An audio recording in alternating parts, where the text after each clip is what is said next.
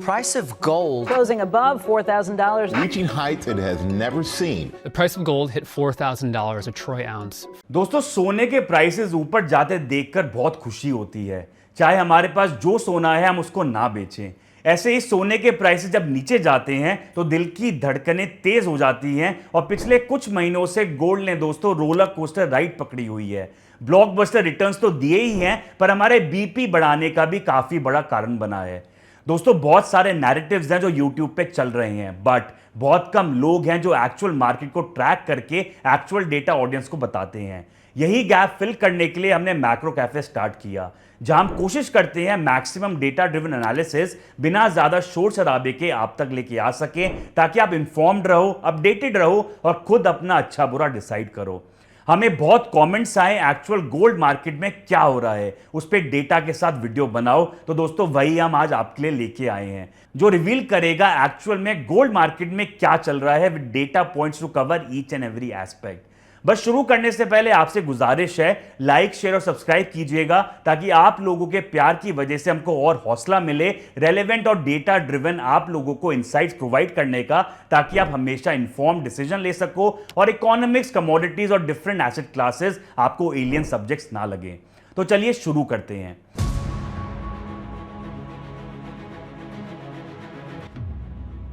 जनवरी 2026 तुम्हारे पास 10 ग्राम सोना है। उस वक्त इस सोने की कीमत थी 1,54,000 रुपए से भी ज्यादा। इंटरनेशनल मार्केट में गोल्ड ने $5,400 पर आउंस का ऑल टाइम हाई तोड़ दिया था, लेकिन अब मार्च 2026 में वो सेम गोल्ड ट्रेड कर रहा है 46 से $4,700 पर आउंस पर। तो क्या गोल्ड क्रैश हो गया? क्या ये टाइम है बेचने का या फिर ये सिर्फ एक अपॉर्चुनिटी है खरीदने की? पहले सीधा बैकग्राउंड समझ लेते हैं। 2025 में गोल्ड ने एक ऐसी परफॉर्मेंस दी जिसने ऑलमोस्ट हर दूसरे एसेट क्लास को पीछे छोड़ दिया। सोच के देखो, इंडियन इक्विटी ने डिसेंट रिटर्न्स दिए, गवर्नमेंट बॉन्ड्स ने थोड़ा कम रिटर्न दिया, लेकिन इंडिया स्पॉट गोल्ड ने 2025 में क्लोज टू 70% रिटर्न दिया आईएनआर टर्म्स में, according to latest World Gold Council data. अब सवाल है क्यों? इसके 3 बड़े रीजन हैं। पहला रीजन अमेरिका की अनसर्टेनिटी। 2025 में यूएस इकोनॉमिक अनसर्टेनिटी इंडेक्स अपने ऑल टाइम हाई पर पहुंचा। टैरिफ वॉर्स, गवर्नमेंट शटडाउन का डर, फेड की इंडिपेंडेंस पर सवाल, सब चीज एक साथ आई। जब अमेरिका को नींद नहीं आती तो ये समझ लो वो गोल्ड खरीदने का बेस्ट टाइम होता है।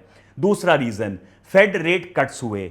जब फेडरल रिजर्व ने 2025 में इंटरेस्ट रेट्स कट करना शुरू करा तो 2 चीजें एक साथ हुई, डॉलर कमजोर हुआ और रियल यील्ड्स मतलब इन्फ्लेशन के बाद जो एक्चुअल रिटर्न मिलता है बॉन्ड्स पर वो भी नीचे गए। और ये हिस्टोरिकली गोल्ड के लिए सबसे बड़ा ट्रिगर है। जब रियल यील्ड्स गिरते हैं गोल्ड उड़ता है। और तीसरा रीजन, सेंट्रल बैंक्स की शॉपिंग। 2025 में सेंट्रल बैंक्स ने नेट बेसिस पर 226 टन पर क्वार्टर गोल्ड खरीदा ऑन एन एवरेज। एक साल पहले ये एवरेज सिर्फ 137 टन था। आरबीआई, चाइना, पोलैंड, टर्की सबने अपनी गोल्ड होल्डिंग्स बढ़ाई। क्यों? डॉलर पर डिपेंडेंस कम करने के लिए। ये एक मैक्रो ट्रेंड है जो चुपचाप से चल रहा है। तो 2025 में सोने ने जो किया वो एक एक्सीडेंट नहीं था, ये एक परफेक्टली लॉजिकल आउटकम था। अब आते हैं 2026 पर और यहां सीन ड्रामेटिकली बदल चुका है। फरवरी एंड में एक नया वेरिएबल आया वेस्ट एशिया कॉन्फ्लिक्ट का। ईरान, यूएस, इजराइल टेंशंस ने ऑयल प्राइसेस को सिग्निफिकेंटली ऊपर पुश कर दिया और इससे एक ऐसी सिचुएशन बन गई जिसे इकोनॉमिस्ट कहते हैं स्टैगफ्लेशन, मतलब ग्रोथ स्लो हो रही है लेकिन इन्फ्लेशन ऊपर जा रही है। और एक गोल्ड के लिए कैसा है? एक साइड से यह है बियरिश, क्योंकि जब ऑयल प्राइसेस बढ़ते हैं और इन्फ्लेशन बढ़ती है यूएस फेड रेट्स कट नहीं कर सकता, उल्टा उन्हें रेट्स हाई रखने पड़ते हैं। सीएमई फेड वॉच टूल जो रेट कट्स की प्रोबेबिलिटी बताता है यूएस में, अभी प्रिडिक्ट कर रहा है कि दिसंबर 2026 तक फेड का रेट कट नहीं आएगा। ये गोल्ड के लिए नेगेटिव है क्योंकि हाई रेट्स मतलब बेटर बॉन्ड रिटर्न्स, मतलब गोल्ड की अपील थोड़ी कम।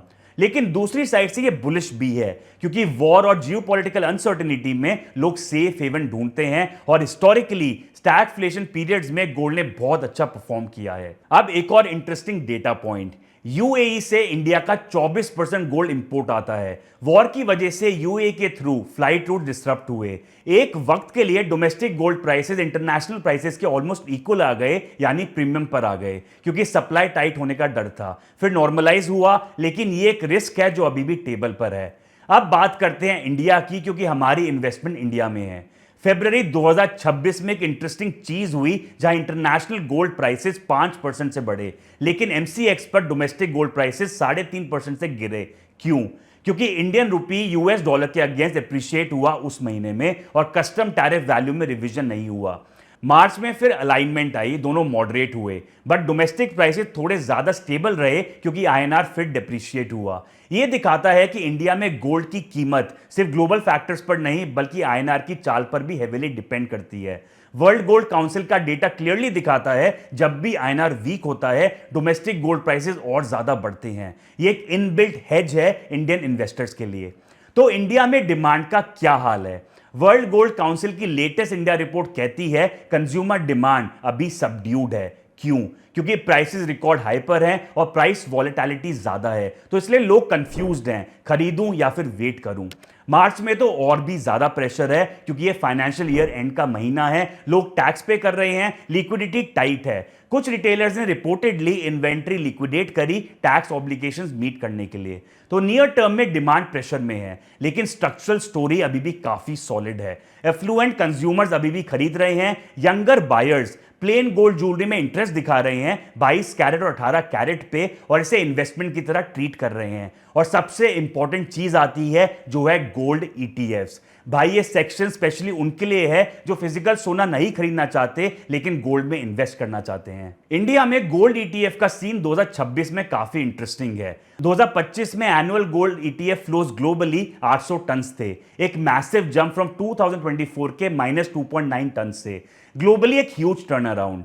इंडिया में स्पेसिफिकली गोल्ड ईटीएफ इनफ्लोज फरवरी 2026 में भी पॉजिटिव रहे। ये लगातार 10th कंसेक्यूटिव मंथ था पॉजिटिव इनफ्लोज का। नेट इनफ्लोज थे 5250 करोड़ रुपए के और टोटल ईटीएफ गोल्ड होल्डिंग्स पहुंच गई 116.5 टन तक मार्च एंड में। और इन्वेस्टर पार्टिसिपेशन का क्या हाल है?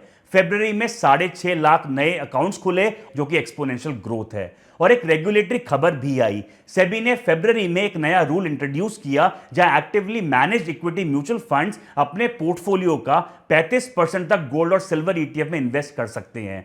यह रूल इंस्टीट्यूशनल मनी को गोल्ड ईटीएफ की तरफ पुश कर सकता है।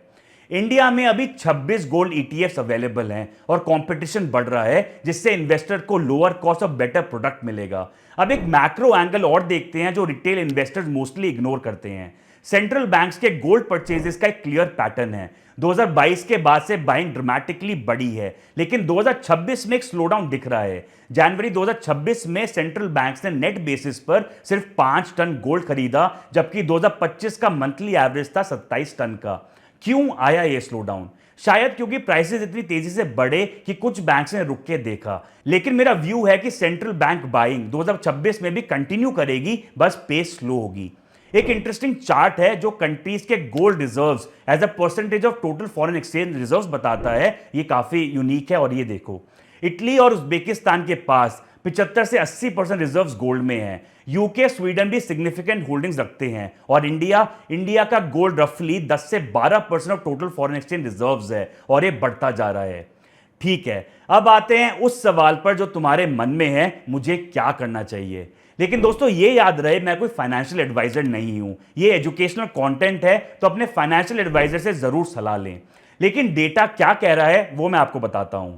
वर्ल्ड गोल्ड काउंसिल ने एक 19 साल की एनालिसिस की, दिसंबर 2006 से दिसंबर 2025 तक की। एक एवरेज इंडियन पोर्टफोलियो में 7.5 से 15% गोल्ड एलोकेशन ऐड करने से रिस्क एडजस्टेड रिटर्न्स बढ़ते हैं और ड्रॉडाउन्स घटते हैं कंसिस्टेंटली। और क्यों? इसके 3 बड़े रीजंस हैं। पहला, डाइवर्सिफिकेशन। इक्विटी और बॉन्ड्स का कोरिलेशन पॉजिटिव हो गया है, मतलब जब इक्विटी गिरती है बॉन्ड्स भी साथ गिरते हैं। लेकिन गोल्ड का इक्विटी के साथ एक नेगेटिव कोरिलेशन है, वो ऑपोजिट डायरेक्शन में जाता है। ये रियल डाइवर्सिफिकेशन है। दूसरा, currency hedge. INR historically depreciate करता रहा है यूएस डॉलर के अगेंस्ट। गोल्ड इस डेप्रिसिएशन को ऑफसेट करता है क्योंकि गोल्ड यूएसडी में प्राइस होता है। जब आईएनआर गिरता है डोमेस्टिक गोल्ड प्राइसेस और ज्यादा बढ़ते हैं।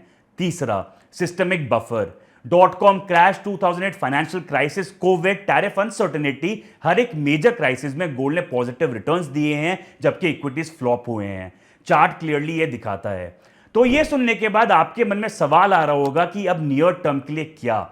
अगर गोल्ड $5,000 के नीचे टूटकर डेली क्लोज करता है तो करेक्शन आ सकती है $4400 तक की। ये करेक्शन अगर आए तो लॉन्ग टर्म इन्वेस्टर्स के लिए एक्यूमुलेशन अपॉर्चुनिटी बन सकती है। अप्रैल में फेस्टिवल्स हैं, वेडिंग सीजन आएंगे, स्मॉलर टाउन्स में डिमांड रिकवरी हो सकती है, लेकिन overall buying interest price stability पर डिपेंड करेगा।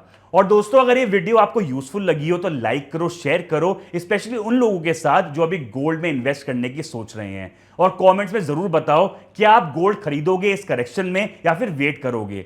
मैं हूं आपका दोस्त Aditya Gupta. Take care, stay smart, जय हिंद।